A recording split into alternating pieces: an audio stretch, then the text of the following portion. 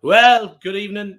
It is Monday evening, and we come back to you, Loaded Mag, with a special. So, me, Martin, and Dazzler, who is there beside me. Daz, how are you, mate? Not too bad, Martin. Not too bad at all. The myth has been broken. The We myth found has out a been bit. broken. We have found out a bit. We have, yeah. We've Are been having people going some to believe backroom us? chat.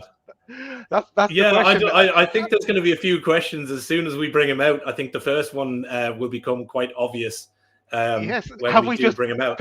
Have we just picked this lad, this some random bloke up from the pub? That's Yeah. going to be the first question, I think. Well, we could have, because they've literally just closed, so that might give the clue. That might give the clue away to anybody that's watching. So yeah, we obviously put out a few tweets. Shows have been going well. We've been getting a bit of traction, and one of the accounts that we have been bouncing backwards and forwards with, who, to be fair, I have been DMing probably, I would say, for the last 2-3 weeks, probably longer, but a bit more seriously over a while. And I must have asked him, I would say, probably a dozen times, when are you coming on? And every time I've asked him, he's been like, no, fuck that. I'm not coming on. And I DM'd him the other week and I said, Sean, are you coming on? And he went, all right, then I'll come on. So listen, I think without further ado, there is a rake of people watching. We will bring out, and he is real, the man, the myth, the legend, Sean Casey. Couldn't have thought too, Sean. How are we, lads? All good, We are Sean. all good. Listen, massive thanks for joining. The viewing numbers are jumping up there massively, which is great to see. So we've been DMing for a little while. We were DMing about takeovers. We were DMing about targets, everything else. You've agreed finally a couple of weeks back to come on. I've been chasing you all week. We've been interacting, and obviously dropped on about 15 minutes ago. We've been having a good chat behind the scenes. So you are real. So tell everybody that's watching, tell everybody a little bit about yourself, where you're from, how you got into Newcastle United, and then we will rip raw from there, mate. Okay, Sean Casey, as you know, I'm real. I've been called about a million different people, I'd say, over the last 6 to 8 months. So I'm from Cork. I'm an Irishman. I know it looks like he dragged some random fella onto the show. Told him pretend to be Sean Casey just to bail you out. How much do we owe you, Sean? Definitely not. I'll take the €500 by check. So basically, I've been, believe it or not, I actually started out a Blackburn fan. So I'm an Allan Shearer fan. I was mad into Allan Shearer when I was younger. Always followed the man. I was a Blackburn fan when I was younger. Living in the heart of Cork, I actually had an English T-shirt with Allan Shearer on the front of it. It used to really go down well in hindsight. Now I'm thinking, Jesus Christ, I was brave. But no, once Allan Shearer signed for Newcastle, then I became a Newcastle fan. And just immersed in the club ever since. I went off my first game in 2003. And ever since, it was just an addiction, just the atmosphere, everything about it. Absolutely excellent. Things went downhill under Ashley, but there was always that feeling that something special is there for the club, and it's here now. And that's it for me, really. Again, I've been off to Newcastle, I'd say the best part of 60 times, I'd say, of the games. I'd usually go over for the first game of the season, the last game of the season, and depending, then I go bits and pieces in between. I lived in Germany for a bit, lived in Australia for a bit and stuff like that, and I would miss games then, but I'd be fairly regular. I threw my hat at it there about 3 years ago, to be fair, under Ashley, and I just I can't do it anymore. I think it was a Spurs at home first game of the season. Shelby got sent off after about half an hour, 40 minutes. I think we lost 2-0 in the end. And I was just like, no, it's not for me anymore. I waited the club changes hands or any of that. I just couldn't put any more time and effort into it, being honest with you. I'm a busy man with work and stuff like that. I have 2 young kids now, married man like me. So that kind of took priority. But I'll be back over again soon now. Very good. Now, Daz, first question. Do we need to put subtitles up? Just wondering. I'm not. We can enjoy the conversation. Yeah, I'm just thinking of everyone at home. But it's possible to put subtitles on, though, Martin. There's that option. Is there? I'd say we'll put them on afterwards, just for anybody that is not from Cork and is struggling to understand Sean. So obviously you got into Newcastle. So look, I suppose there's a heap of questions, and I can see that there is a rake of questions in the thing that Daz will try and star someone. We'll get to them. Exactly. So you obviously got into Newcastle. You've been on Twitter since 2012. And at the minute, you've got best parts just over 6,000 followers. So when did that jump happen? How did you go from kind of just being Sean Casey pottering about on Twitter, and then it kind of went bang? So what was that change? Whether you can tell us or not tell us, or how did things kind of escalate? Basically, for me, I was just on with a couple of friends that kind of live in Cork as well, like, and a bit of back and forth on Twitter, bit of banter about football and stuff like that, like, you know. And I always had a bit of information, but I never shared it. You know, I just not interested in the traffic on the account and stuff like that. I'm not really emotionally attached to social media, so didn't see the need for it. But it was when the takeover was going on and stuff like that, and I had very good information on it. And just the way it was played out in the press and the journalists and stuff like that, not targeting journalists at all by this, like, you know, but just the way it was played out, and I had information, and I seen the kind of emotional strain I was having on fans, and it did damage a lot of mental health, like, you know. But I just said I'd put out 1 or 2 bits of information and stuff like that, and if it takes off, it takes off. If people buy into it, they buy into it. And as I was saying earlier, I put out a tweet one day, and it was in relation to the takeover, and it was at Motor the Tyne or Tumo Tyne or Barnsley, whichever they call him. He had retweeted and he said, great information on this, backed up or whatever like that. I went back and I looked at my account, and I was up about 800 followers just in the blink of an eye. So then people kind of started to DM me, asking me more questions and stuff like that. And I just started answering questions, and it just took off from there. Look, there's a lot of abuse that comes with it, but as I said to you earlier, your interactions with people on social media are a reflection of you, not the person you're interacting with. You know, so, and that's it. I gave the information. You know, people say, oh, he made up the DMs and he spoofed the DMs and all this kind of stuff. I'm being honest, I really don't have the time, you know. And plus, too, you can see the people that are in the DMs. You know, Peter's and one of them. Was it back in the September the 12th? I mean, the 11th or the 12th, I was basically told that guaranteed 100% we will have no owners in the stands for the Spurs game. Now, if that's a guess, I'm some boy at guessing, like, you know, you have a lot of pick numbers. that date. To pick that date and pick it accurately, like, I'd be banned from every game of Guess Who ever, I'd say. You know, so like it's absolutely impossible to guess it, like, you know. And it's funny, like, was it 2 or 3 days before arbitration was basically kind of kicked the touch. I put out a tweet, and basically the tweet was like, we're going to get good news soon on the takeover. And everybody thought it was going to be announced. I thought myself it was going to be announced. If I'm cryptic, it's because the information I get is cryptic. You know, so that was the information I got, that we're going to get good news on the takeover. And I think it was at the 18th or the 19th, and arbitration was after being basically kicked to January or whichever. We didn't even know a date in. And I checked back on it, and I was basically told that this is what they wanted, this is what they needed. Both sides, we're talking the club side and the Premier League and stuff like that. That's when the negotiations started on the takeover, and that's when they really started to get into the weeds on it. You know, for me, looking back at it now, it was obviously correct, but I can understand, and I understand all the abuse I got and stuff like that when I said it. You know, for me, looking back at it, like, if I was on the other side of it, I probably would have done it too. You know, I remember the tweet you put out, I think, which was, I think it was like the 12th or something, as you said, you put out, and you went, Premier League has green light. Premier League given green light, over to you, Mr. Ashley. Yeah. And I looked at that, and I'd seen a few of the other ones, and I went, this is going to happen. And, and I was fully convinced that when I seen that tweet, and we were all talking about it. And to be fair, since then, I've watched a good few of what you put out, and I think that was kind of how we got chatting.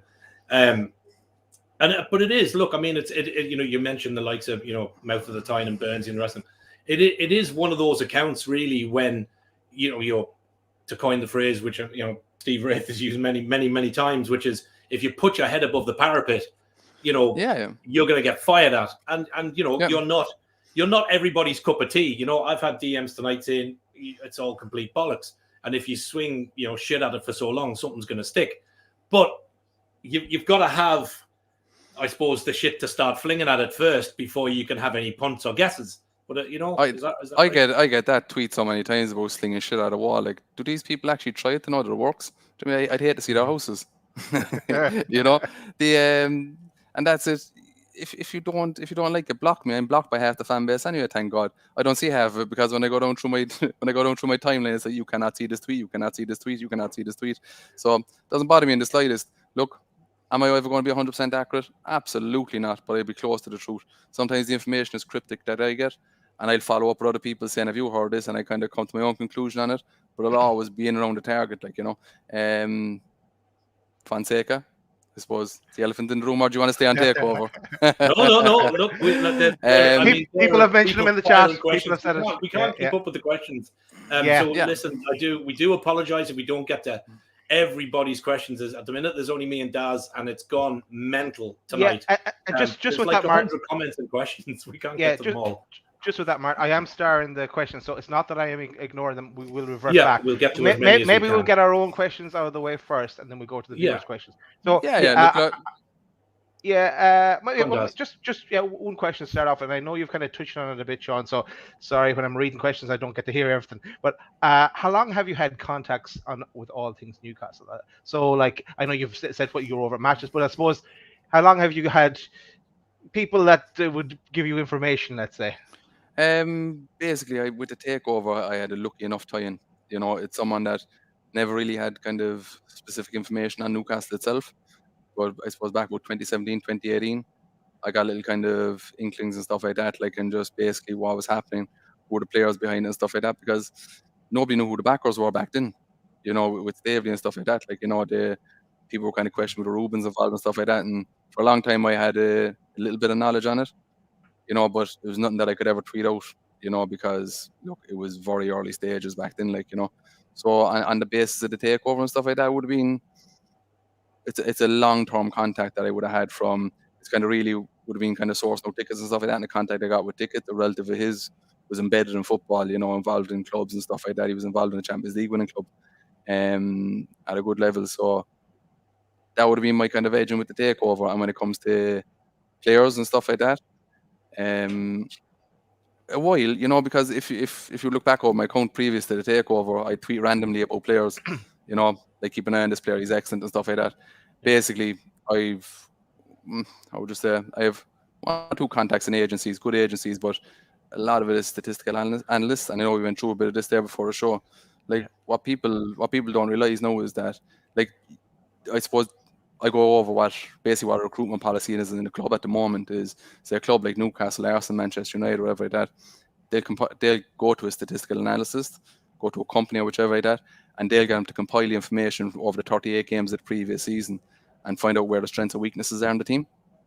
Right? Then from that, if they say the height profile in the midfield is wrong, you know, if the left side of the team is unbalanced, you need a left back or a left midfielder, whichever like this, they'll say, okay, can you give us 3 players that will fit that profile?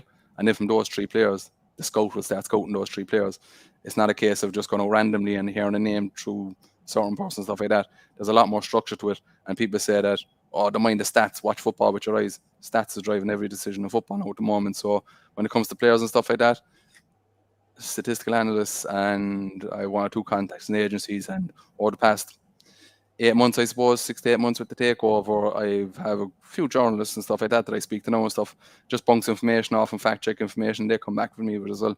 You know, so when it comes to people saying that, oh, you just list every player and hope that it comes off, that's because when a club starts looking at players, you know, they might look for a profile of a striker like, you know, Vlahovic, Isaac, you know, these players, they're looking for that profile. They want a tall, mobile target man. And they'll have 3, 4, 5 players that they'll go, and then they'll start looking at, okay, what's his personality like? What's his demeanor like? What's his background like? And they'll fact check through the player, and then that's where they work it out. You know, so the information I get is, I get the broad side of it, as in they're after these 5 players, and then I reach out to journalists and people in agencies and stuff like that, like, you know, that I know of, and kind of say, have you heard any whispers on this, or you heard any whispers on that? And they'll say, oh yeah, there's a bit of traction on this one, and that's how I get it. Does that answer the question? Yeah, it does. Yeah. I am listening to you. I'm just reading here as well. See, another question. Yeah, you've kind of touched on both of these. Are your contacts within the club staff? No, it's not. No. And just to be crystal clear on that, you know, people say, oh, he was talking to Amanda and all this kind of stuff. No, absolutely not. I have 0 contacts inside the club staff, you know, and that's probably where my link breaks down a bit when deals come really close to completion. I have 0 contacts inside the club. Absolute nonsense. And if anybody thinks I do, I don't. When it comes to that now, there's 1 or 2 other accounts on Twitter that do have contacts inside the club, and I try to verify stuff against them, and they'll say, yeah, look, I heard that, or I didn't hear that. But for me personally, a direct line to somebody in the club, absolutely not. Okay, there you go. And we're going to welcome Pete on as well. Pete has joined us. Welcome, Pete. He's fucking real. He's And really he's Irish. I'm just saying it to the lads there. They pulled me out of the pub a while ago and asked me to pretend to be some fella Sean Casey or something. That talks nonsense about football.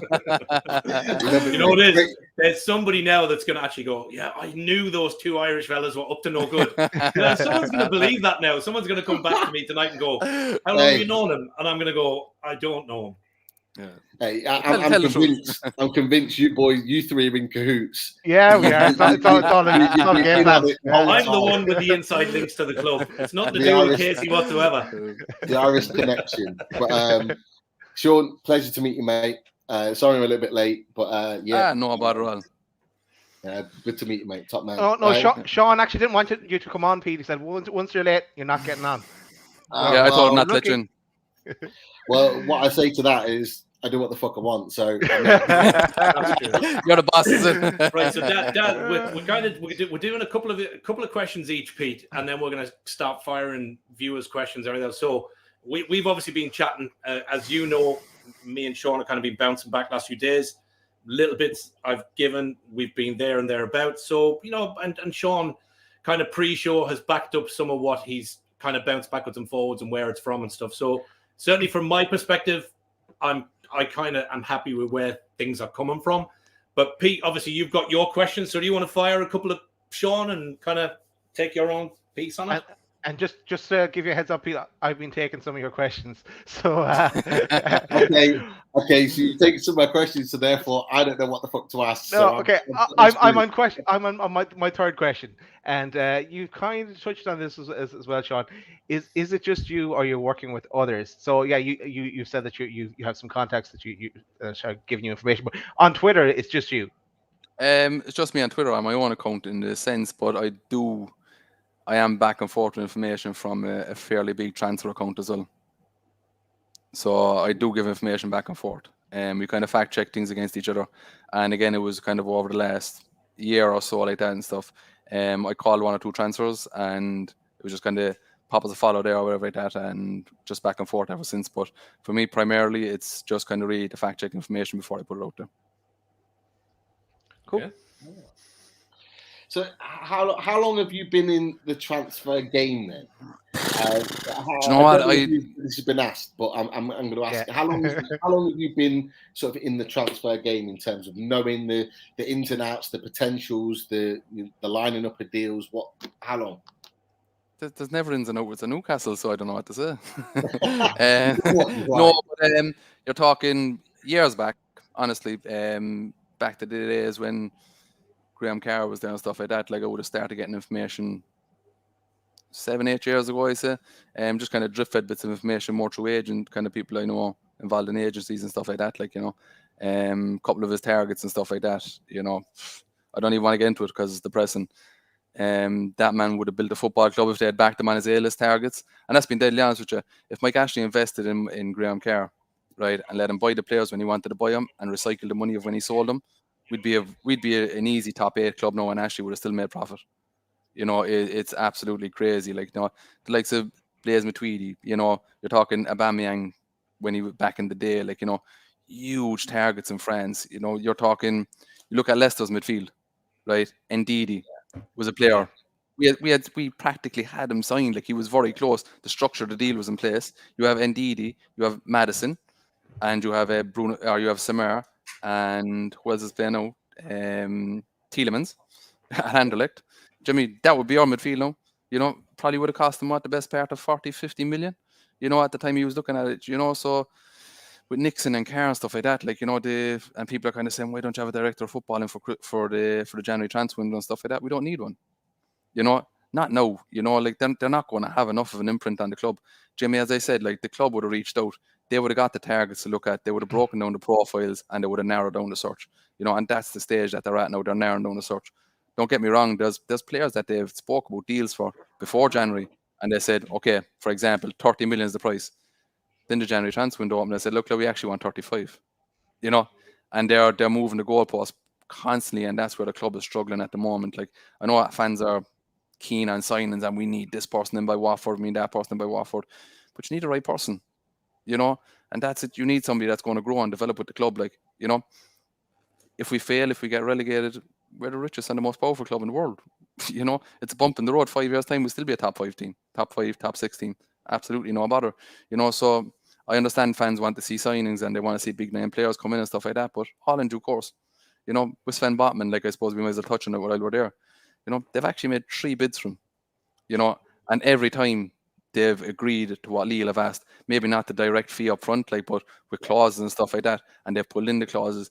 They have given Lille everything they wanted, and I seen a bit of nonsense out earlier, and they were saying that, oh, just pay the money and they're wasting time and they're nowhere near the target.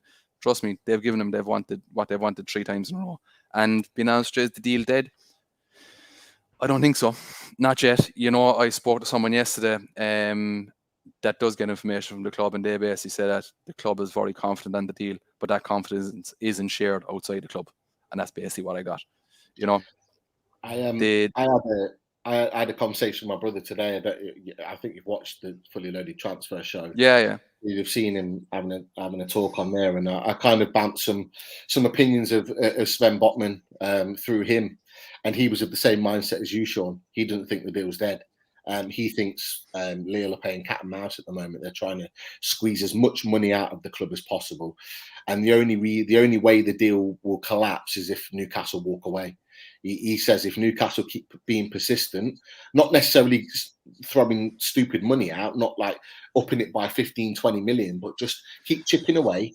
He reckons that Lille will crumble and the deal will get done, maybe even later on in the window. But he reckons if we stay in the race, that Sven Botman will be a Newcastle player. We'll talk a little bit about it more on Thursday, but he reckons there's still a deal to be done there. Absolutely, and that's exactly the information I've had. It's more Lille. It's a case of brinksmanship now at the moment. You know, Lille know they will not get a bigger offer. You know, you're talking in the summer. There's another 6 months gone off his contract. You're unsettling a player because he really wants to move. He wants to be part of this. You know, the consortium see him as the future captain. Like, he is the one that they want. Like, you know, will Lille deal? I think they absolutely will. You know, it's will the club stay the course? We're running out of time a little bit. There are other targets there. There's some very good backup targets there as well. You know, but they want Botman. You know, he's the one that they want. He's the one they've identified. And if you remember my tweet back in, was it June or July last year? And it was basically Sven Botman as the top target of the consortium. Like, that's how long they've been watching him. Like, you know, so I might be wrong, you know, but all the indications I've had and people I know, they're all saying that there's definitely a deal there to be done if the consortium stay the course, and if they don't divert and just get somebody in. Yeah, we have to remember as well, lads, is that it doesn't look good for the ownership if they walk away. It looks like they've backed out of a deal, and it looks bad on them. You think about what the media have hounded the ownership on not being able to get deals done. You know, it would be in the ownership's interest to persist with this deal and get this deal over the line to show that they mean business on a big name signing, because he is a big name signing. He's one of the hottest properties in defence in Europe for his age.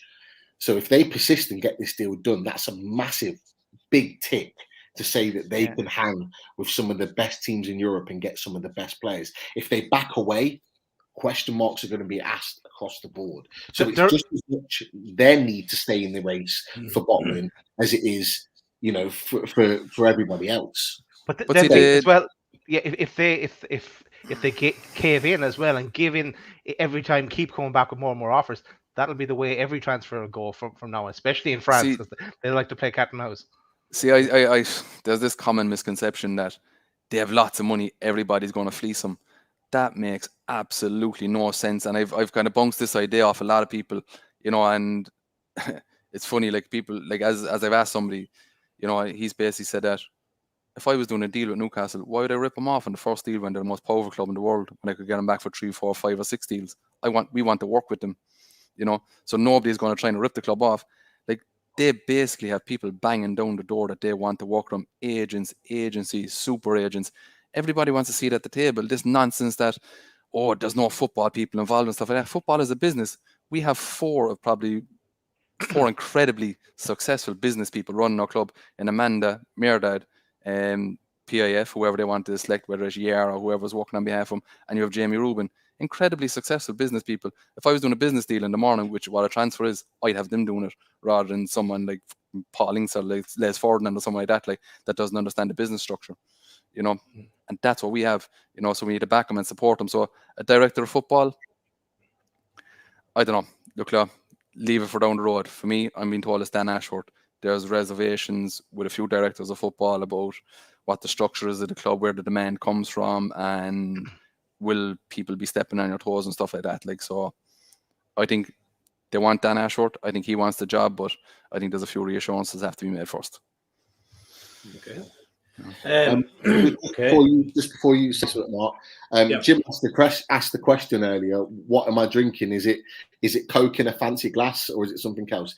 It is in fact brandy, and as you can see, it's empty. So I'm just going to go and fill it up, and I'll be back in like 30 seconds. On a school night. No, it's any night, really. Yeah. No, that's a school actually. Okay, so he's only after arriving and he's gone again. Go on, sorry, Martin. No, we've kind of bounced some questions, and I think, you know, obviously that we've kind of gone over the source piece and everything else, established your real. I suppose one of the questions I've got, and it has, and maybe you have some insight on it, maybe you don't, is obviously there was all these delays with the takeover. You know, for multiples of reasons. It was this, it was that, it was the Premier League, it was piracy, it was whatever. Then all of a sudden, as you tweeted out, Sean, green light, up to you, Mike.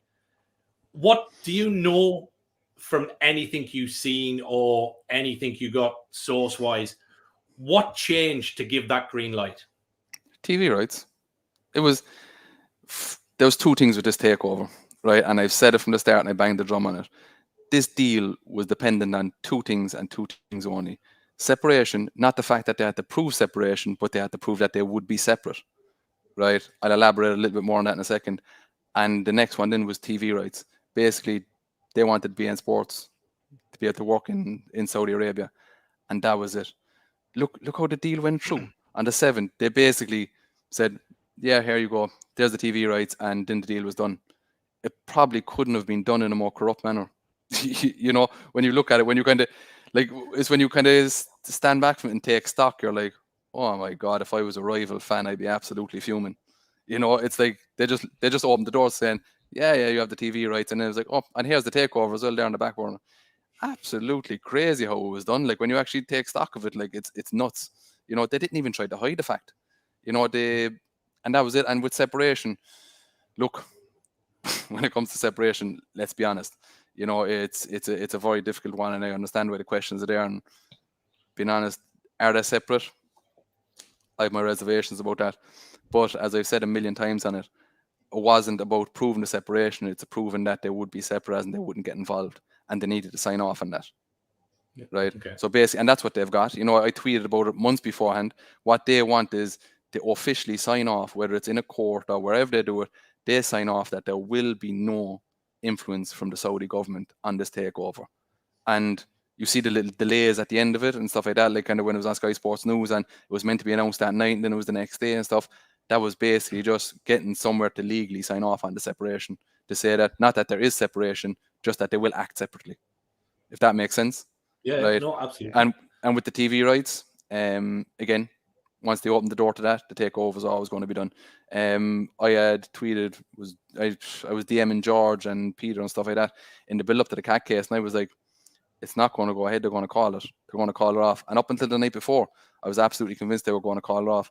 And basically, I'm trying to kind of word this now the proper in the sense of not getting anybody into trouble. So basically, what it was is that they had to put down on paper, basically to say that what it was going to be, you know, as in make it official. There was a lot of promises made, but there was no promises signed off on. You know, so it was basically putting pen to paper. You know, so with the cat case going through, I think if you remember, anybody that watched the cat case, right, during the cat case, the lawyer for Newcastle turns around, he said, when they mentioned arbitration, he turns around, he said, look, we all know that's not going to happen in January. And he got shut down over. I think they actually took a break afterwards. My suspicion is that they knew going into it that it was never going to see the course and there was something right around the corner on it. Of course they did. You know, they're involved in this on a high level. That was my suspicion. And there was one person actually twigged it straight away and they DM'd me. Said, did you catch that comment there? And I was like, I kind of caught it and passed it. I didn't pay too much attention to it. And I was like, geez, it actually makes a lot of sense now. Like, and everything snowballed after that. So kind of, and while we're on this topic, I want to stay on it for a little bit in the sense of I'm not playing down the cat case and all the work that was done. I definitely think Keith Patterson needs a call out on that. I think what Keith done there is he put a date in the diary for fans, you know, in the sense of for the normal everyday fan that's a run-of-the-mill fan, there was nothing in the diary. We didn't know when arbitration was happening. You know, the cat case was, okay, the cat case is this date. Let's look forward to that. Let's get behind that. Without that, you know, a lot of fans, like there was I didn't know this had a massive strain on fans' mental health. Like, you know, I had fellas DMing me and getting abuse and stuff like that. A lot of the people that gave me abuse, I'd actually DM them and I'd give them basically a clarification of why I'm so confident and stuff like that. Like, and I'd done that with a lot of accounts, like, and a lot of them thanked me and stuff like that for it afterwards. But again, with the cat case, not playing down the significance of the cat case, you know, and what I've done to expose it. But if you're asking me, did the cat case have a hand? Did it play a hand in the takeover being passed? It didn't. Unfortunately, you know, it didn't, and that's not to play down the significance of it for the fan base. But when it comes to passing the takeover passed on two things, and that's basically TV rights and separation, and that's the black and white of it. Do you know what I mean? Any questions on that, or do you want me to clear anything up on it, or if anybody has a different opinion? No, that was good. Daz, will we fire a few questions because we don't involve some of the viewers here for half an hour or so? We'll probably be shut down even more. I've got loads of stuff. Let's go to Chris Hall first. What's Chris saying? Okay. Quick question for Sean. Apparently, NUFC are in advanced talks with the Reims striker Hugo Ekitike. I'm probably pronouncing his name wrong. Is this a likely deal we can push through, or do you think he's someone who can get us the goals we need? So you would have seen me tweet this out a bit, and I kind of got a bit of information on this base. I was told that the next player in would be from the French league. I was told it was a young French star, and I was bouncing this back and forth with a couple of journalists and other accounts on Twitter. I won't name them because I don't know if they want to be named or not, like, but they're kind of ITK or whatever like that. But it was fairly public knowledge that, well, not public knowledge, but there was kind of knowledge in the background that we would be signing a young star from the French league. What position it was, who the player was, I didn't know. But the club are absolutely convinced, and the people that I know had me absolutely convinced that the next player in the door, if you see me tweet it, would be from the French league. There'd be a young star from the French league. Now, will the deal get done? They'll pay the money, but will the player leave is another question. You know, from what I've got is he loves where he is. He doesn't want to leave the club. He wants to develop at the club. Is Newcastle a hard project to sell? Absolutely. Because you look, go onto our Twitter handle, the way that we abuse players and stuff like that on Twitter is absolutely disgusting. You know, the way we carried on with Joe Ellington, with Joe Willock, and all this kind of stuff. And young players, we don't give young players the opportunity to grow. If you're a young player and if you're looking at that, you're thinking, okay, I'm 19 years of age. I'm at a club where the fans love me now. I have the chance to grow here, make my mistakes, and then develop from there. He's going into a Newcastle second from bottom in the Premier League table, expected to get the goals to keep him up. I don't know. You know, I have reservations about it. Do the club want to do the deal? Absolutely. Will they take the money? Definitely. Will the player move? That's another question about his development. It's on the player, basically. And from what I got, it's not cut and dry. He'll take a bit of convincing. Like. Okay. There you go. That covers him. One from when we went into the pub to try and find someone, a Sean Casey to bring on the show, we asked one question: does he look like? Daz, don't keep fucking saying that. That's gonna backfire on us big time, pal. Like, you're on your own. If Twitter hate goes into overdrive tonight when Casey goes off, I want nothing to do with it. I get the John Stones on the lot there. I see the comment coming up. Yes, right, and Grapevine Jeff is going to be delighted when he sees this at some stage. He's always asking about John Stones. We can say we had him on the show. So have some of that, Jeff. So someone else is asking as well. Sam is asking about your Twitter profile photo. Is it a different person? Absolutely not. I can take my top off if he wants. I still have a six-pack. That's okay. We don't need proof. That's a different show entirely, not on this channel. In that picture, that's actually 2 days after my wedding 5 years ago. I got married in Santorini. So that's exactly where the picture is. So 100%. That's changing for me now, because I said, man, not only has this guy got some information, but he's on the set of fucking Star Wars as well. No, it's taken in Santorini. Oh, very good. There you go. Oh, class. That's the biggest Very question of the night answer, I think. Exactly. Go on, Daz, keep compiling. Who are your favorite Twitter accounts to interact with, Sean? Yourselves, I suppose. Back and forth with you a bit. I don't. Do you know what? I don't think I really interact a whole lot with people in a sense. It's just kind of a quick answer of a question. I don't really have much of an attachment with Twitter and social media in a sense. I'll put out a tweet as I get it, the information as I get it. If the information is cryptic, it's because what I get is cryptic. You know, so I just put it out there. I don't think I really interact that much with Twitter, I'll be honest with you. I have a couple of people behind the scenes. I definitely call out the lads there from Protest NUFC, the likes of George and Peter and stuff like that. Like, you know, back when the takeover kind of hit the buffers and everybody thought it was off. I was getting a lot of abuse and stuff like that. And Peter reached out and he was like, "Do you want to jump on a call there?" Because he put together a few things, you know, with Rafa Benitez and Michael Brands and how I described the deal going through there and other couple of deals and stuff like that. And he was like, "I'm very curious about this stuff." So jumped on a call with him, had a good chat with him, and back and forth with him ever since. Like, so no, absolutely fantastic. The lads at Protest NUFC, definitely my best interactions, and then with yourselves obviously as well. Like, cool. There you go. Nice shout out to George as well, who brought us PK. He was on there. I did see him. I did see him tweet up there. He was on there a second ago. Yeah, he was. Yeah, there's a question here, and it's a fair enough question, I suppose. Do you understand any of the critics at all? What do you think it's unwarranted? No, absolutely. You know, I do. The difference between my account and people always say only wait until the journalists tweet it out. Absolutely. You know, if that's what you want, absolutely. They're the professionals, they're paid to do it. What I give people and what my account gives people is that the journalists will have the exact same information I do, but they wait and they fact check and they wait till it gets a little bit closer, and probably a week or two before they believe a deal is close or a bid is going to be made, then they'll put a story together and release it about it. You know, because they don't want to get into the weeds with accounts in a sense like that. If they're tweeting out information and if the player doesn't get linked or if he doesn't sign or anything like that, like, not only do you abuse the journalist, and I was saying this to you earlier, you're also abusing their place of work because they're tagging their newspaper or whoever they work with. You know, so I understand the criticism in a sense, because not all the time it comes off and stuff like that, and I jumped the gun a little bit. But look, I could at least name 10, 15 players that I've put out there, and then they've been linked with the club 3, 4, 5 weeks later. You know, will those players always sign? Absolutely not. You know, but they're the players that they're looking at. You know, if you want that information, have a look at it. The players will always be the players that the clubs are looking at. Do they pull through on the deal? Not all the time. Again, when it comes to, say, holding midfielders or whichever like that, they look at Basuma, Luis, Guimaraes, Leon. They look at those 3 players. I'll say they're looking at these 3 players. Then they'll fact check them and they look in the background, they do personality checks and stuff like that. And not all the 3 of them will check out. You know, so then it gets a little bit narrow, and then I get, you said we were signing the 3 of them, and I never did.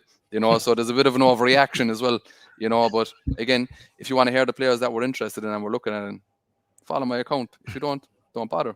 It's simple, really. If you want to criticize me and do that kind of stuff, as I said, and I say to everybody, your interactions with people on Twitter is a reflection of you and not the person you're interacting with.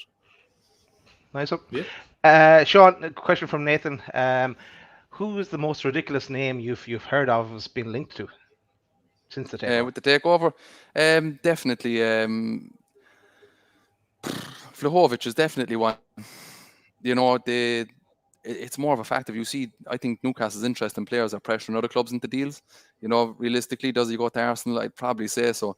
Will Arsenal play over the odds from now, and do they want him now? No. But they know the interest is there for Newcastle. And Newcastle have said, we'll do the deal and we'll do it for this price. Will they convince the player? It'll be very tough. You know, Frankie de Jong is another one. You know, they've basically said that, here's the package, we'll take him. You know, but convincing the player is another thing. But yeah, Vlahovic is definitely the one, because it's the trajectory of his career as well over the last couple of months. You know, in the summer he was definitely a target, and he was a very feasible target. But now I think we're kind of working back a bit from that, and we have to be a bit more realistic. Isaac there as well at Real Sociedad, very good player. You know, and the club are definitely looking at him, and they've definitely kind of put a proposal to Sociedad saying that this is what we'll do, but convincing the player is another one. For me, the one that stands out for tall mobile striker, and it's a one I'd be a big fan of, and I know a couple of journalists and the stats analysts and stuff like that are big fans of him, is Sasa Kalinic. He's at Stuttgart. He's definitely one to keep an eye on. I know he's just back from injury and stuff like that, but incredibly talented player, and it's definitely one the club are looking at. Will a deal happen in January? I don't know. It's a very tough window to work in. You know, the thing about it is, you look at Michael Edwards, probably the best in the business at the moment when it comes to doing deals. He'll work on one big deal per year. We're trying to do 4 in a January transfer window. Yeah, Jimmy, that's what people have to. That's the realization. You know, like what the club want is they want 5 first-team players in, and they want 2 young stars in to kind of get in around the team. You know, they're trying to get in 4 or 5 big-name players like that. It's an impossible ask, like. You know, and that's what fans like. As the fans, I understand the frustrations that we don't have players in yet, but like they had deals lined up in December. Then when it comes to January, as I said earlier, there's a bit of look, there's interest in this person. We need an extra 5 million, and the goalposts are moving, the goalposts are moving. There's nothing they can do about that. You know, absolutely nothing. They are trying their best. Look where we were last January. You know, we were feeding off scraps at the table. You know, now we have people coming to us and chasing us for deals. You know, Aaron Ramsey, another one. You know, again, the deal is there if we want to pull through on it. You know, I think the total cost of the club would be about 4 million, I'd say, over his contract. Wages only, no loan fee. He's one that's been offered to the club. The structure of the deal is there. Will they go through on it? It's entirely up to the club. You know, there's deals there to pull through on, but you know, just on Ramsey, I heard that he's COVID now, so he's COVID and isolating. Yeah, exactly. That broke there tonight. Well, there's no surprise there. To be fair, he's fairly injury prone. On top of the fact he's getting COVID. You know, like everything has seemed to went wrong for him since he went to Juventus. We've 3 questions all around the same topic, so I'm gonna put the 3 of them up, and it's all about the game against Watford at the weekend. Will we sign anyone before then? What's your thoughts, Sean? I think so. Yeah, you know, I think the Botman deal has taken a lot of attention, but they're close on another 1 or 2 behind the scenes. But again, it's clubs asking for that little bit more or a bit more upfront, and it's kind of changing the structure of the deals and stuff last minute. But I think they will.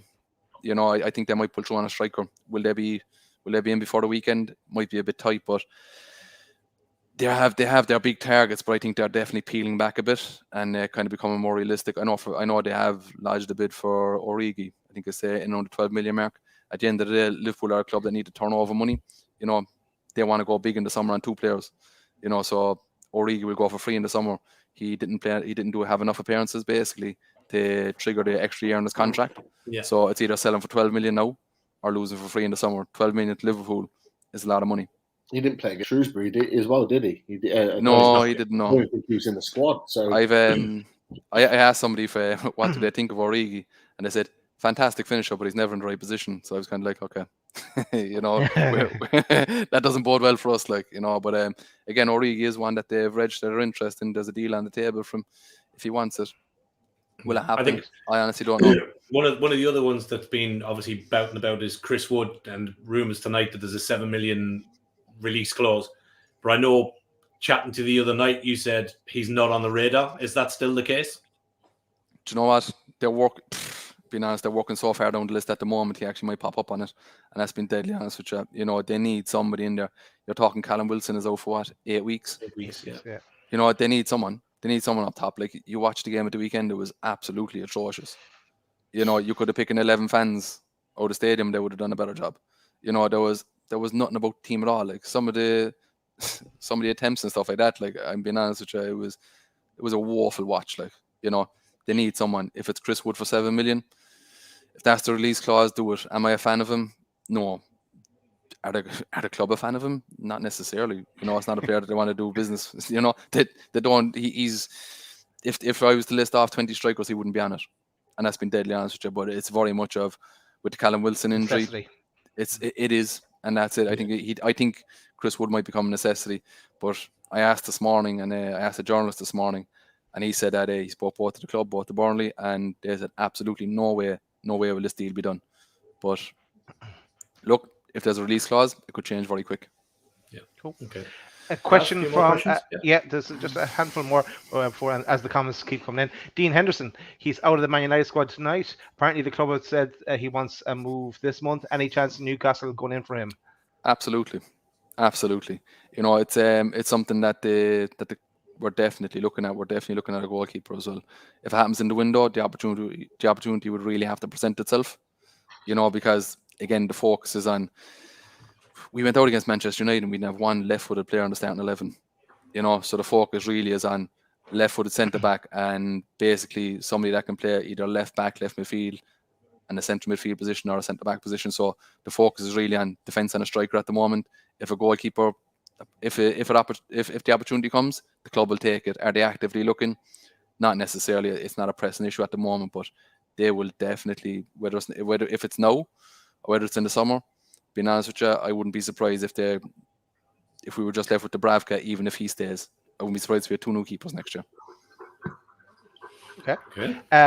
Yeah, we'll just change direction for a second, because a few people asked as well. I know you wanted to touch on it earlier. Announce Fonseca. Yeah, so with Fonseca, so I got 5 names. When it comes to managerial search, and if you ask anybody, ask any journalist that will ever pop on the show and they'll tell you the same thing. It's very hard to get information on a managerial search kind of when it gets really tight to the club, like, you know. I got 5 names, and basically who the final 5. And Eddie Howe was on the list. I asked about Howe, and basically he wasn't high up the list. He wasn't our first choice by no means, and we weren't his first choice either. You know, from what I got, he was holding out for the Southampton job. He was contacted by Norwich as well before he took the Newcastle job, but at the time, Southampton looked like they were going to kind of call it with their own manager, and Eddie Howe was angling towards that job. And I'm being honest with you, you know, and this might stir a few fans up a bit, but if he got offered the Southampton job then and the Newcastle job, I'd be pressed to say he'd pick Newcastle, and that's been deadly honest with you. You know, Newcastle were a very hard sell when we were looking for a manager. You know, did they try to reach out to Rodgers and Conte and all these people? Absolutely. You know, they had no interest. With Fonseca, how did I draw conclusions with Fonseca? When it came to him, he done his interview. He interviewed with the club, interviewed twice. They told him what it would look like. It'd be a 3-year contract and all this kind of stuff. He took confidence from that. He actually, his team, they reached out to an agency and somebody that used to be involved in Newcastle before in a coaching role about working at the club again. So that's the information I was given.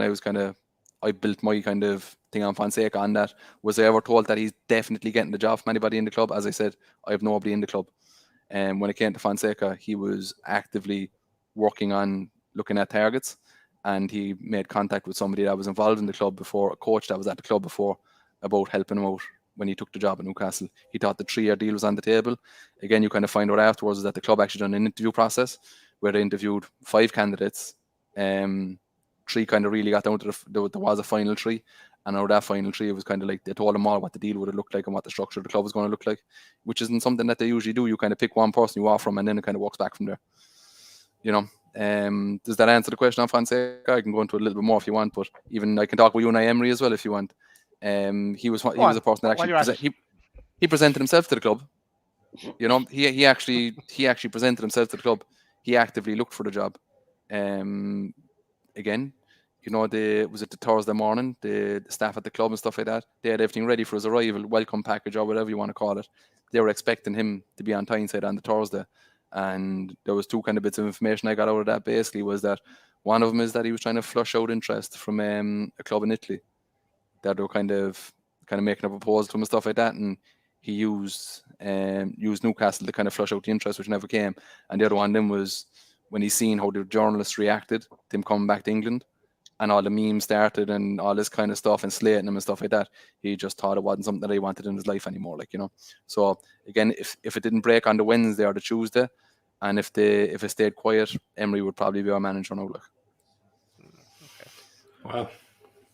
Yeah. I'm going to build up the questions again, lads. If you want to drive on with something else for a little while. Okay. What have I got?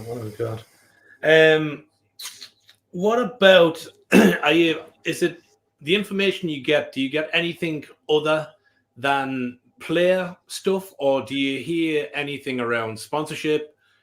Anything kind of happening internally, or like is it just purely all player-based stuff, Sean?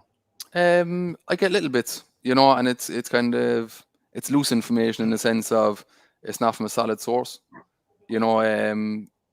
Again, with sponsorship deals and stuff like that, from what I've got is that with the club's position, and we're kind of in a precarious position at the moment where that we could be relegated. You know, if you're relegated and you've come back to the Premier League, you have to reapply for everything again. So if the consortium go around the place kicking down doors and saying that we're taking this sponsorship, that sponsorship, and that sponsorship, they don't want to ruffle feathers right now, you know, which makes a lot of sense to me, and that's the information I got, you know, whereas the fact that they wanted to come in, kick down the door and show that they've arrived, and instead they're kind of having to knock at the door and ask politely, you know, so they are watching how they conduct their business, basically, because there's a good chance that if we are relegated, we have to reapply everything again. How factually correct that is, I don't know, but it makes sense to me in the way they're conducting it, because you see Man City there, they blatantly announced 2 sponsorships there during the week, like, you know, it was, it was funny, like, you know, whereas even Paddy Power got involved in it. Yeah, you know, so like is it from a solid source in a sense? Yeah, you know, but it makes a lot of sense to me as well, you know, that they're not actually kicking down the door at the moment and they're not being blatant about it, you know, so that's how I see it, and that's what I've got in the sponsorships. When it comes to kind of other information on the club, not really. I don't pay too much attention to it. I like hearing the players that we're interested in and stuff like that. Like, you know, I think it's exciting. You know, we've had so many years of neglect under Ashley. You know, it's great to hear it. You know, it is, and I just try to spread that information with the fans. You know, whether they like it or not, it's there. The information is there. You know I went all in on Carlos and Botman there the other day. I still do think Botman will happen, and we've been massively unlucky with Sevilla getting the injuries. You know, Carlos was not a player that we were interested 2 weeks ago. You know, this popped up in talks with an agency about another player, and they basically said, Diego Carlos, I think he has 2 years left in his contract. He wants to move out of Spain. He'd like to try his arm in England. You know, he wanted to go to England. He wanted to move in England. And he'd like to play for Newcastle. Unfortunately, Sevilla have got 3, 4 or 5 injuries at the moment in on the centre back position. You know, that's just pure bad luck. Honestly, I would have seen the Carlos deal being done this week if it wasn't for the injuries. You know, again, wasn't information I had at the time. Was it on the Monday or Tuesday? I touched base with somebody and they said this came out of nowhere. You know, in the sense of they weren't looking at him. It's an opportunity that presented itself and the club went for it. The backup options, there's one of them. I can't really say the name. Look, and that's been honest. I know people say, you're ITK, you can say what you want. But it's another journalist's story. So there's a backup option to Carlos. And being honest with you, if I was to choose between Carlos, Botman, any other defender linked, I'd pick this person that isn't named yet. And that's been deadly honest with you. You know, for me, he's someone that was linked with the club when he was 19, 20. Nixon has a big interest in him. He was presented to the club by a few people. The deal is there. If we show interest in him, I think a lot of clubs will show interest in him. And I think that's why he's been kept quiet at the moment. So it may be one of these bolt out of blue ones. Okay. Cool. I'll DM you the names if you want. Huh? I'll DM you the names after this if you want. Oh, yeah. Well, yeah, we're always into it. Yeah, we're always another point we owe you, Sean. Yeah, I know. Yeah, we'll see you in the pub tomorrow. I'm inside Martin's house actually doing this, so Martin can talk about it. You know what it is? Like, fuck, if I get hit later on that, I'll tell you what, me and you'll be chatting. The other question I was going to ask, obviously you said there, we were kind of talking before we came on air, and you were saying, you know, it's all about the statistical piece now. You know, the club go out, they get these analysts to look at left-sided players, they get 5 names, they go out to do the scouting. Obviously, you're probably getting names thrown at you. You've got, you know, information floating backwards and forwards. At a point when you get a name, do you do any research on them at all, or do you just hit fucking tweet and the name's out there, or do you actually look into it at all? Kind of the player themselves, if you get me. Look into a bit, yeah. You know, I'm obsessed with football, like being a football fan and stuff like that. Like I love it. Like I watch any game at all. Like, you know, like no matter who's playing, I'll try on the TV. So definitely look into it a bit. Like, you know, I do a bit of Dennis Wise scouting, all right, like, you know. But you know, again, it's not a case of just hitting tweet. You know, it's I look at the player and I think, geez, he might actually be a good fit. Like this makes sense. You know, before I do tweet it out, like, you know. So again, like, you know, I know I tweeted there recently with the Botman and the Tick and the Carlos. Again, that was the information I had. And, you know, even yesterday, like, people were very, very confident the Botman deal was going to get done. Carlos was an injury. Origi, again, look, the deal is there. If Liverpool want to accept it or not, they can't force them to accept it. And with De Jong, I very much think that if you get Botman in, and I don't really know how to pronounce the lad's name, the left back, Wijnaldum is it? I know Pete, you were banging on about him as well. that fella is definitely one to watch. The left back for Feyenoord. Yeah, he's no. no. Yeah, he's at Atman. He's at Atman. He's at Atman. He is definitely one to watch. You look at the profile of the players they're looking at as well. It's all either captain or vice captain. You know, it kind of shows that there's definitely a gap in leadership there. But he's definitely one to watch, and that they're looking at in the left back position. That's why I was fairly confident with when we were marked with Lucas Dean. I don't know. You know, it's very much an opportunity that presented itself again. Not somebody the club were looking at. He's restricted at left back in the sense of he can't play other positions. I think they're looking at other targets. Aaron Hickey is another one there as well, playing in Italy. You know, he can play left back, right back, left midfield. They're looking at Eddie Howe wants to play an interchangeable system where he can play 3-4-3, or he can play a 4-4-2 or a 4-2-3-1, and he wants to be able to make these changes without making substitutes. You know, that's why the likes of Lloyd Kelly and stuff like that make a lot of sense. I've had a few people say to me, whether it's in the January transfer window or in the summer, Lloyd Kelly will be a Newcastle player. You know, it's backed up by the scouting department. The stats add up. Eddie Howe and his team think he's future England captain. He's definitely one. If he doesn't sign for Newcastle, I'd be absolutely shocked. You know, I had a couple of people send me over the weekend basically say that Newcastle are going to go big on Solanke and Lloyd Kelly. The Solanke part, I don't really see now with signing this young fluff from France. I don't want to see it. You might go back over my tweets now from about 4 or 5 years ago, and I was going to tell you he was the second coming. Like, but again, someone's going to do that tonight. That's going to come back to you, yeah. Lads. They're working way down the list at the moment. They're trying to get someone in. Like, so don't be surprised. I was I'm friends with a QPR fan, and he sent me he heard rumblings about a player, and it was a player that was mentioned to me over the weekend as well as Landon Dykes, is it, from QPR? Jimmy, I know. Yeah, 7 million. You know, it's something that's presented to the club. 7 million. He's not worth a clue. Yeah, I know, but look, that's the level player that's been after the club at the moment. Will that happen? Absolutely not. But again, they just need somebody to sit up front. Saint-Maximin isn't a striker, not in a million years. Joelinton, we know we've been on that road. Dwight Gale, Jesus man, that man is made of chipsticks. Like, you know, he just, you know, again. So like, you need somebody up there, you know, and that's it. That's where they are at the moment. Like, they want to get somebody in. They need to get somebody in to lead the line, you know. So where they end up, we don't know. Plenty of players on the list. Another one that was mentioned to me today as well was Shamaka. He was at probably more than pronunciation there now, but he's at Sassuolo in Italy. He's another player to watch. He's mentioned to me over the last 2 weeks, and then another person popped up with as well today. So he's definitely one to watch, kind of coming to the end of the window as well. I know he's meant to move to Juventus, but I think the deal hit the rocks. So Newcastle have kind of been notified of that, and it's one to keep an eye on over the next couple of weeks. The interesting, sorry, Daz, the interesting one for me was Chris Woods. That's kind of been bubbling the last few days, and a lad I interact with, the lads know well, Paul Oxley, one of the Newcastle fans on Twitter, goes to the matches. And earlier in the season, we said Chris Woods would be ideal, and loads of people kicked off, and it's kicking off again now. People going, Chris Woods, no, we should be aiming higher, richest club in the world. But Chris Woods for me, is the kind of player, if you could get him, that we need at this time and moment. That just is a central focus point for the line. It might not be prolific, but if you actually line up the stats in a comparison to Wilson, they're actually not that far apart with appearances and goals overall. Absolutely. But for me, he's a big fucking brick shithouse that you can lob a ball up, that he actually creates that defensive problem that opens up gaps. So for me, if that's who we end up with, if there is a release clause there, I'd happily see him in a black and white shirt, because I think he's what we need at this stage. Is he long term? No, absolutely not. But we need him now, or someone like that. The funny thing about that is with Chris Wood, since we were linked to him at the weekend, I must have had about 20 people send me messages of there's a video of him on YouTube doing like a finishing special, and the lad's crossing the ball into the box. Them, jeez almighty, if you watch it, he misses it every single time. You know, it's meant to be an exhibition and finishing. It's absolutely atrocious. But would he make a difference for us? Definitely get him in. You know, from what I hear is there's absolutely no interest.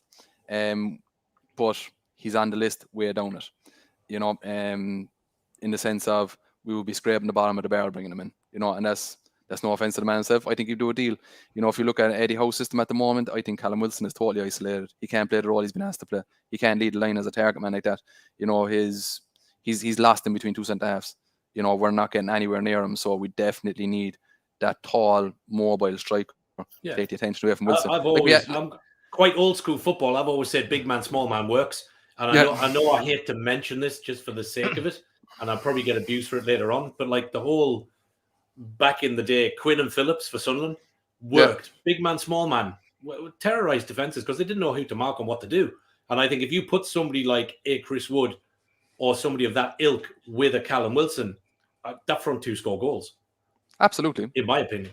You know, but it's not even that. Like, we're an easy team to set up against at the moment. You stop Saint-Maximin, you stop Newcastle. Yeah. You know, and that's it. You know, you throw Chris Wood into the mix. Now you have somebody that's going to take 2 centre halves. You know, and that totally changed. That changes the dynamic of the team. Like, you know, absolutely.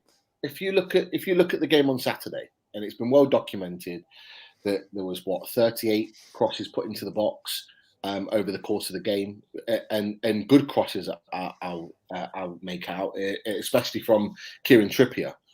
Now, we hadn't got a focal point in there to get on the end of it. Chris Woods would have got a hat-trick on Saturday. There's no doubt about it. If he'd have played, he'd have got a hat-trick. And we're in a relegation battle. We need all the help we can get. And absolutely. The one thing that you need, and I always go back to, if you look at Man City, for example, they had Edin Dzeko, they had Kun Aguero. 2 very different type of players. And you saw someone like Edin Dzeko that would always come on when they were struggling to score a goal, when they were struggling with Aguero getting in and behind things. You need a striker that offers something different. Chris Woods offers something different. Now, Martin's made a great point, and I completely agree. If you look at his scoring record, yes, 3 goals this season for Chris Woods isn't great. But if you look at the previous season, you got 12 goals the previous season. The season before that was 14. The season before that was 10. I'm sorry, I'd take a striker that scores that type of goal every season. You put him and Callum Wilson together, you've got 20 goals guaranteed from them at least in a season. And people turn their nose up at that, like Martin said. I don't agree with that, because you need different types of players to make a team. You look at Manchester United right now. They're full of stars. They've gone and bought the best player of the lot every single time, whether it's Ronaldo, Sancho, whatever. They can't play as a team. We don't want to be a team in Newcastle that are just signing all these star players. You can't always do that to be successful. Sometimes you've got to buy these players that you might not really know the name of, or they might not be a star signing. It's stages. We have to build. This build is stages. And Man City did the same. I put a tweet out there the weekend. Somebody said, "This is bollocks. We're the richest club in the world. Just go out and spend." City did the same. You look at some of the signings that Man City did when they first got taken over by Sheikh Mansour. The first game after the takeover, they got beaten off Middlesbrough in the Cup 8-1. But see, it's not even that. Can you think back to the reaction when we signed Rondon? West Brom fans, Newcastle fans saying he's chronic. Like, why are we signing him? Shocking signing, this, that, and the other. But he fitted the system perfect. Yeah. You know, and he was an excellent signing, you know, but he was shocking at West Brom. His record at West Brom was poor as well. You know, so do I think he'd fit the system now? Absolutely. The system is designed for him because we're looking for a tall, mobile target man. Is he a stopgap that will probably keep us up? Definitely. I think we're going to stay up. You know, we're lucky that the teams around us are so bad and they didn't pull away. You know, Watford has a golden opportunity at the weekend. And look, I definitely think that we have a good run at staying up. If we go down, it's not the end of the world in the sense of it's a bump in the road. We come back up again with this club, and it's always been the case. You know, it's a club that's built on quicksand almost. Like, you know, we have a good season or we have a good run and stuff like that, and then it just all falls apart every single time. You know what the owners are trying to do now is they're trying to build a foundation. You know, and that's exactly what we need. And that takes time.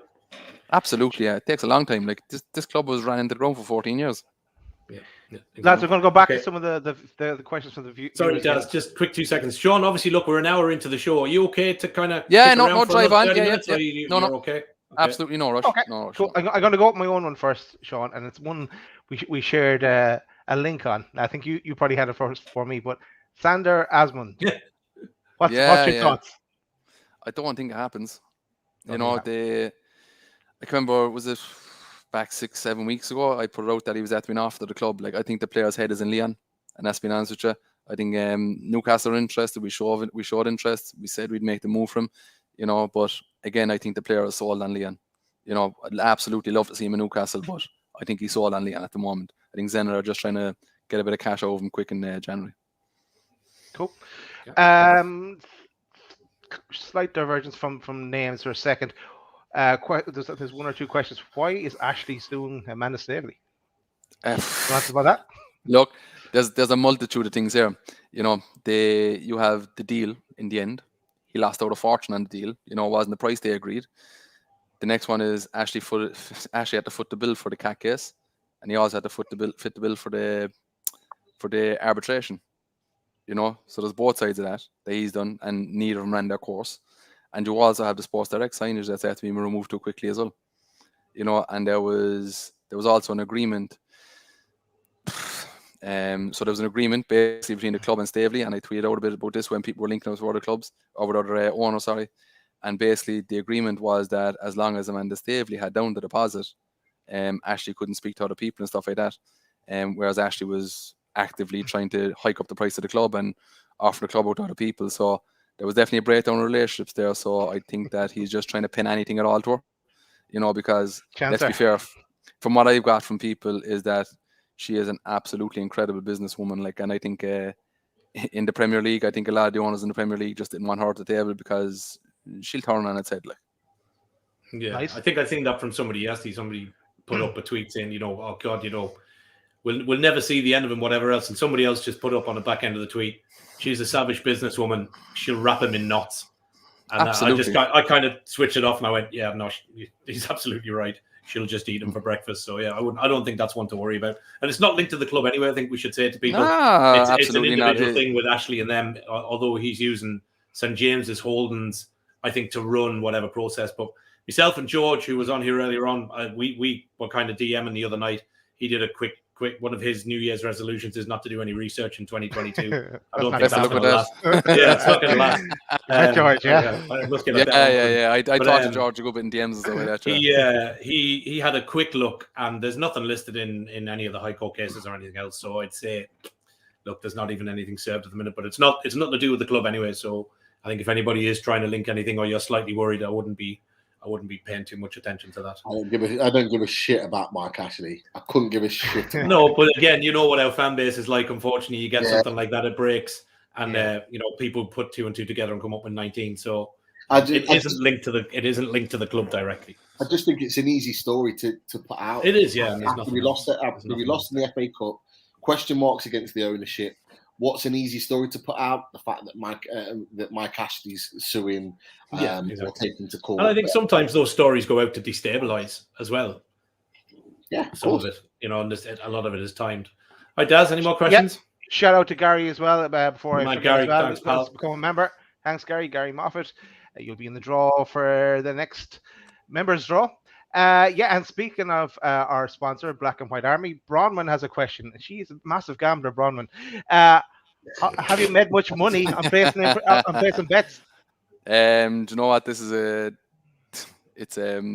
DMs blow up with people asking me for information and on signings and all this kind of stuff. I never give it out. Totally anti-gambling. No interest on it. I might use a reference of if I was a gambler, I put money on this, or if I do this and that. But totally against it. I seen the effects of it, so no, absolutely not. I'd never ever advise anybody to gamble on transfer information or anything like that. Especially when it comes to Italian, French journals, Spanish journals and stuff like that. The journalists, clubs, agents, they're all wrapped up in each other and they sell stories for each other and all this kind of stuff. There's a tangled web there you wouldn't believe. So no, absolutely not. Never gamble on it. So next question linking into that is, and you've already answered, Sean, if you were a betting man, which you're not, but it sounds good, who would you bet on joining us?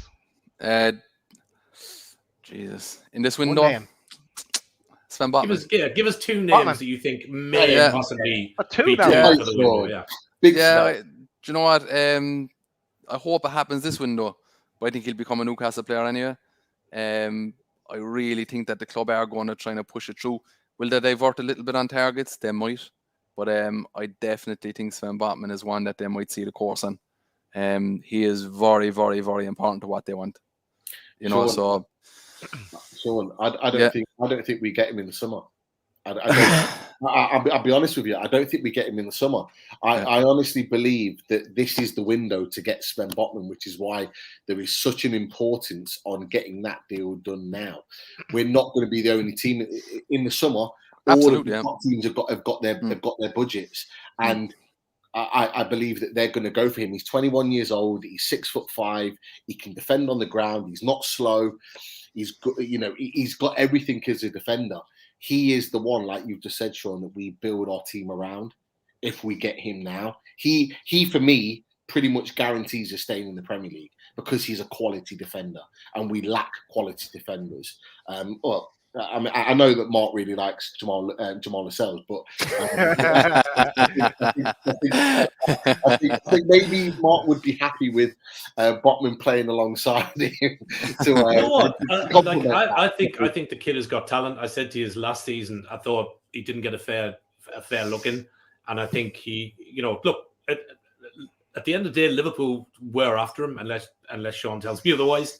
No, they weren't. I think the kid's got talent. I have said numerous times, I'm not necessarily sure I would always play him further back. I think he's actually better further up the pitch. That's just my opinion. I think it was the same for Norwich. I think he's a decent enough defender. I think when he gets game time, but I think he's a future player. But again, it's like Sean was saying with anybody. You look at the lad coming in. If we get him from Rams, young kids coming in, are they going to get game time? Are they going to get that development? So it's a hard one, but I like him. I think there's a player in there. I don't think he's a bad lad. I've got one quick question. Is there any hope of us still getting Wilshere? You mean this Wilshere? That Wilshere? He'll end up playing for Arsenal. Yeah, I know. Yeah, just for everyone that gives me fucking grief over it. Yeah. I think Eddie Nikita has it. I think he's a very doable deal as well. I know he's liked, but it's definitely a doable deal. I like him. I think he's an absolute poacher. So again, a good deal there. I think a player that could leave during this window is Almiron. When you talk about players being badly managed and stuff like that, he's definitely a player that's been neglected. Like you're talking about, he's at the club 3 years, playing as an inverted winger player on the right hand side. He's been offered to 2 clubs. He was offered to Benfica as part of the Darwin Núñez negotiations, and he was also offered to Valencia when they were talking about Carlos Soler. Again, Soler was one that they thought early in the window, kind of end of December, early in the window, but I don't think the player is keen on the move, and that's been the case a lot of times. The big thing that's going against the club at the moment is they're finding clubs that will do deals with them, but the players aren't sold on it. You're talking big relegation clauses. It's kind of like, look, I do a loan move, and then it's kind of trying to structure that deal and stuff. It's absolutely impossible. So I think for the club now, they need to be realistic with their targets, and peel way back and get players to keep us up. And I know they're worried about, they want to get in big signings and work around FFP. Do they spend 100 million now on players to keep us up? I don't know. It's kind of, I think they need to get realistic in the sense of they have huge targets. But as I said, if Michael Edwards can only work on one big deal per year, trying to get 4 of them done, 5 of them done in one transfer window is fairly tough. We appreciate the ambition and stuff like that, but I think we need to rein in a bit and get the players on the ground that would do a quick job. Okay. On that, even Tarkowski, from what I'm getting is that he has agreed, verbally, that he would sign for the club now if they could agree a deal, which Burnley won't do. But if not, he'll be a Newcastle player in the summer. So that's definitely one I see being a Newcastle player, whether it's now or in the summer. He's definitely a deal that will be done. And again, late in the window, Burnley's owner is keen to sell. If you offer enough money, it's a deal that you might get done. A question that's come up 3 times we better go to as well. Sean, Cantwell, what's your thoughts on Cantwell? And so with Cantwell, yeah. So from what I've getting is that the club have agreed to pay what Norwich want, but he also has offers on the table from Leicester, and there's another club as well unnamed. I know Liverpool showed a bit of interest in him back about a year or 2 ago, when he broke onto the scene in the Premier League and in the Championship last year. But I think he's at the falling out of favour in Norwich because of broken promises, and I think there's no relationship with the people at the club at the moment for him, and that's why he's not getting game time. But yeah, it's definitely the club have agreed to the structure that Norwich want. Do we pull through on the deal? I really don't know. Again, it's one that can be done, but there's a couple of deals there on the back burner that just need a sign off, basically. But again, they're targets that they don't necessarily want as a top target. It's very much a working back through the list, and Cantwell is one that they're working back through the list on. Okay, another one. Patrick Schick. Two questions in about that. He's after turning us down so many times. No, I don't even want to acknowledge him. You know, it is. You know, I'm being honest with you. We've agreed deals with him so many times, loan moves, deals. You know, it's. I'd say 3-4 times he's turned us down already. You know, I don't blame him for turning us down under Mike Ashley, but again, I just don't think the player fancies a move to the Premier League. You know, again, would we pay the money for him? Absolutely. The owners are trying to buy the players. It's very hard to convince them. You know, like you're going into a situation there where you have 52,000 fans, an incredible fan base, you know, but there's a lot of pressure on the young players that are playing in front of 52,000 fans. And I think that's a massive thing with Willock as well this season. Willock was thriving in an empty stadium. You know, is there a bit of stage fright there?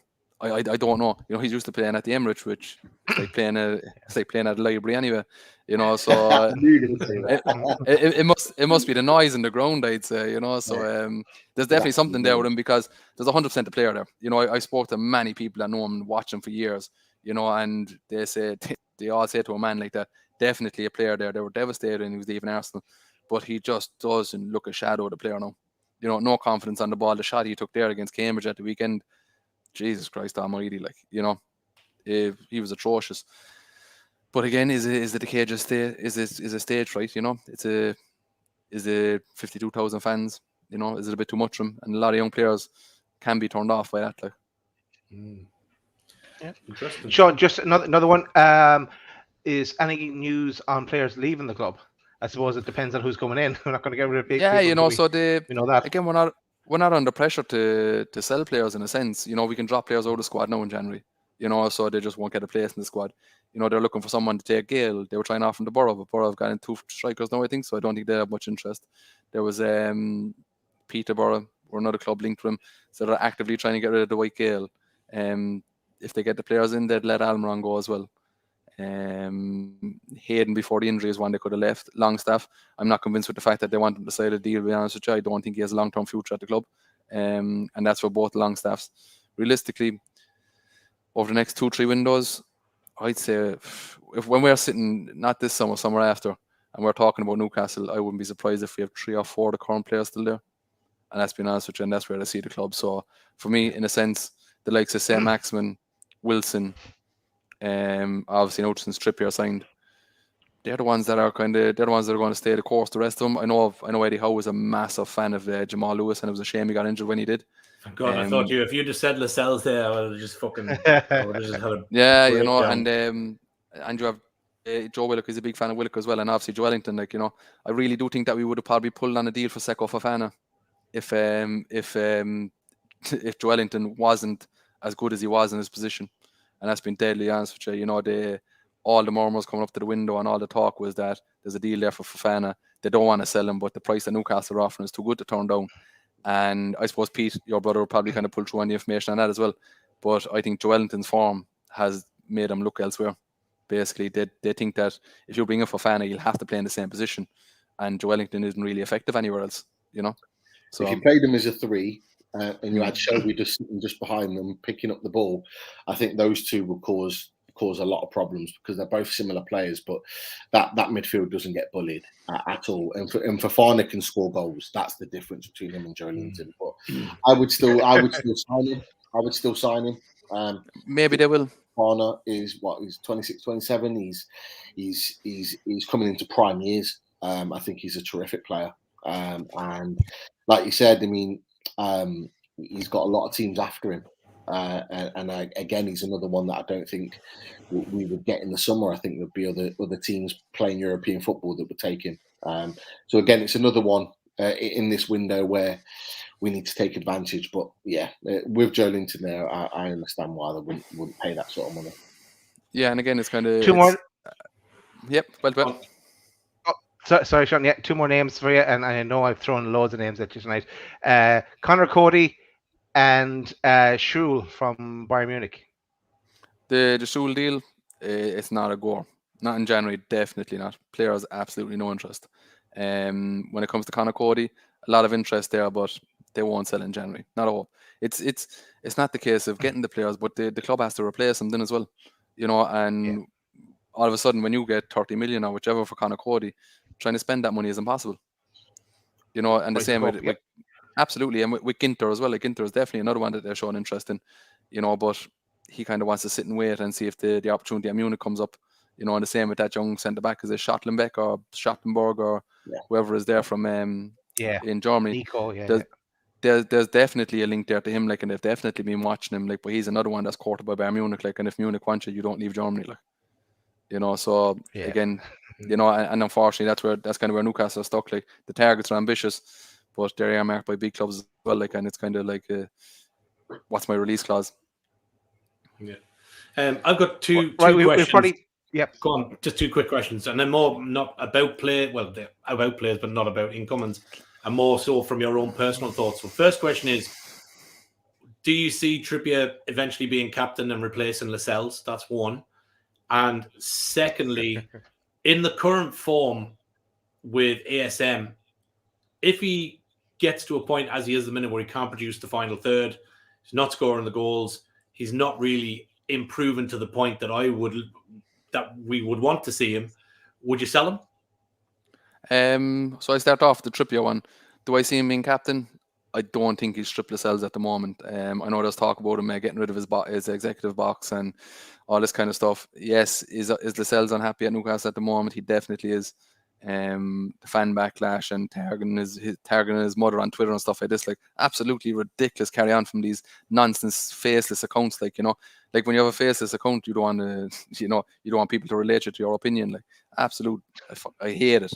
But is he unsettled? Does he want away from it? In a sense, he does. But how leans on him? Like, he has the dressing room. Lascelles has the run of the dressing room. Will he strip him straight away? Definitely not halfway through the season. In the summer, there'll be bigger profile players there than Trippier to take the bandage, to take the captain's band. I actually won an Allan Saint-Maximin jersey last week. I was going to send it to you, Martin. Yeah, I know. I seen you coming up. I was like, fuck, he's not even real. What's he going to do with it? No, so the lad got on to me. It was for charity. He reached out to me to say that I had won it. I asked him how much the jersey generated, and I think it was £600. So I told him keep the jersey and raffle it off again. Cool. Very good. Nice one. So so watch out for it. I'll retweet it when he puts it up again for raffle. Good stuff. And then on the ASM, then would you sell him? No. See, the thing about ASM is when Saint-Maximin loses the ball in the final third, the team is through on goal. Like, if he loses the ball, our left side of the team is so unbalanced, they have a straight run. He has nothing behind him. People say he doesn't track back, but like, if you watch a game, there's the vast amount of space behind him is frightening. Who does he have to pass the ball to? When he gets his head up, it's grand for us looking at it. From we have the eagle eye of it that we're looking down at the game. When you're in the stadium and you're watching the game and stuff like that, by the time he gets to turn and look at the goal, there's 3 players in front of him. There's people saying, "Oh, you should have squared it like this." Some fellas there think they're playing FIFA. It's absolutely mental. Like, in the position he's in, and when he gets to look up, he doesn't see what everybody else gets to see, and you just see the players in front of you. When there is more talent in the team and players that you need to mark, like whether it's a Chris Wood or whoever we get in, whether it's a Gini Wijnaldum or whoever comes in, Darwin Núñez in the future and all this kind of stuff. When there's more players to mark, ASM will absolutely flourish. So no, definitely not. Keep him as part of the team, and I think you'll see it next year and year on that stats and goals will definitely start to rise him. At the moment, put 2 men on him and you shut down Newcastle. Okay, Gaz, any more? No, that's the questions. I think we've really put plenty out, Sean. I think we probably rounded up.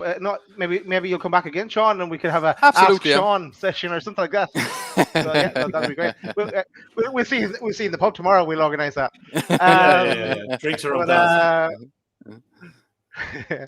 But what was I going to say? Yeah, okay. A few things just to tidy up before we bring that to a close. Hit that subscribe button. You know where it is by now. It's a big red button down the bottom right hand corner. We're heading towards 2K subs. We're about 30 something off at this stage, so get us over the line. We're 10 away. We're 10 away. Under 10 away. Under 10. Lads, 10 away. Come on. Look, you've watched this show tonight with Sean on. He's definitely said he's going to come back. He's in my spare room at the minute, so I'll have a chat with him when I go in the house. We'll definitely get him back on. Look, 10 away, help us break that 2K tonight. It would mean everything to us. And look, you know, we've chased Sean to come on. Everybody's been seeing the tweets and the DMs. As you can see and tell from tonight, look, he's a genuine lad. The stuff he puts out there is what he's getting. And I think he's proven himself tonight that he is upfront. What he gets, he puts out. He does some research behind it. So, you know, I think it's fair to say it's not a bullshit account. And, you know, the lad has been as honest as the day is long coming on here and saying it. And he's not been anywhere else. He hasn't gone on any other show at all. And I have to say, whilst we are on air, and I'm sure we'll say it afterwards, Sean, absolutely delighted that you came on 2-2, is it? No, we're at 2 away. Just saying thanks. We're at 2K, boys. 2K. There you go. We have to celebrate. Lads, I genuinely think it was me that got you to the 2K. It was definitely was. It wasn't us because our panel is shite. Well, you're claiming that as well, Sean. You claim it. That's that as well. Me now on Monday. Lads, I did say on the chat the other day. I was like, I did say Sean would get us the 2. Yeah, Sean would get his the 2K. I'm probably the first ITK, I suppose, if you want to call it that. I hate that reference, being honest with you. But I'm probably the first one I'd say that actually came on a talk or a YouTube show or anything like that. Like, you know, it's funny when you look at the ITK's accounts and all this kind of stuff. They're all faceless. You know, they don't put their face to their information. Like, hey, it's genuinely me in the picture. Like, you know, and I put my face on this as well. And absolutely, definitely come back. I love the chat. I love listening to the shows. And again, it seems like a chat with the lads, like, you know. Yeah, exactly. No, listen, we're really, really, really grateful for you to come on, mate. And look, keep the info flowing with us where you can. Like I say, we don't push it out there unless you say it's good to go. So, you know, it's certainly you've got the trust from us on this show. Daz, anything else we want to wrap up? So obviously, we broke again, everyone, for the 2K. So thanks for everyone for getting us there. 3K's next, lads. Long road ahead. We go again. But yeah, coming up during the week, we've got away days. It's back at 7:30 on Wednesday, and I did the poster, Pete, and it's up there on YouTube as well. So we're ready. We're good to go. So tell us about this, Pete, first. Yeah, so I'm pleased to get Do Not Scratch Your Eyes podcast. The Watford lads, Justin and Carl, are back. They were fantastic last time. Really good, knowledgeable guys. Fantastic to chat to, and they are buzzing to come back on. They're really looking forward to coming and chatting Newcastle. I had the pleasure to meet them outside the ground at the away game. We met them in the pub. They looked after us, took us to the ground, showed us the area, and you know, we're really the hospitality was absolutely spot on. So you know, massive big up to them. And I'm really looking forward to talking the big game on Saturday with them on Wednesday. So 7:30, don't miss it. Nice one, Pete. Of course, then Thursday, I presume it's going to be at 8:00. We're back with the fully loaded transfer show. Sean, you might consider joining us on one of those at one stage as well. But yeah. So to be fair, though, I think Jordan is building a great profile for himself as well online. Very good journalist. I like reading his pieces. Him and Liam. No, to be fair, this Newcastle World thing is really taken off. So no, definitely follow him on Twitter. The Thursday night shows are very good. I find them entertaining. Even though I have a large chunk of the information anyway, but I like the way he goes. He breaks it down well, and he doesn't kind of beat around the bush on it, like, you know. So I definitely give him a follow as well. Like, you know, he's I don't know what followers he has at the moment, but he deserves a lot more. Seems like a great lad and absolutely diehard Newcastle fan as well by the sounds of it. He is, and he's loving the shows. But on top of that as well, he's got another article that's coming out tomorrow. Hopefully that'll be interesting about the potential striker that we're linked with. So he's looking at putting a piece together about that. So keep a lookout for that. And he'll be back on Thursday. He's looking forward to it, to talking all things transfer. As are we. Of course. Yeah. And of course, then on Friday, Martin, we have a big one, another Legends show. Yeah, we do. So the second round in our Legends, delighted to say that we've got the one and only Gavin Peacock will be joining us on Friday night at 8:00. So looking forward to that one. Was actually in my attic digging around yesterday for some old VHS tapes that I had of games when he was playing, not to make him sound old or me. But I had, I was digging through some of them, looking back at some of the old scores and stuff. So I'm really looking forward to that one. Listening to obviously Times of Old and be interesting to get Gavin's views on the club and, you know, bringing back some of the legends that we've all spoken about and everything else. So yeah, Friday night, 8 o'clock, really looking forward to that one with Gavin Peacock. So join us for that as well. Big Gav. Nice one, Martin. And I mentioned Bronwyn already, and I don't think I mentioned to get yourself onto Black and White Army, blackandwhitearmy.com, and some of the limited edition collection is still there. And of course, she was on with you guys on Friday night, Martin and Rich. So spin on the wheel. That's cool. That's it, I think, for tonight. I know I missed some of final comments, but I'll play them out at the end. Just thanks a million again, Sean, for coming on. And we'll definitely do it again. We wrap up the transfer window, I think, in I suppose February, start of February sometime. Let me know a date that suits, and we'll get something together and we'll wrap it up and we'll see what it's like. No bother, sure. Look, we'll keep talking anyway in DM, and no worries. So listen, thanks to Sean, thanks for everybody for watching tonight. We'll wrap it up there, lads. And we will see you on Wednesday. Good luck. See you there, everyone. Good night, everyone. Good night, everyone. Bye-bye. Thanks for watching.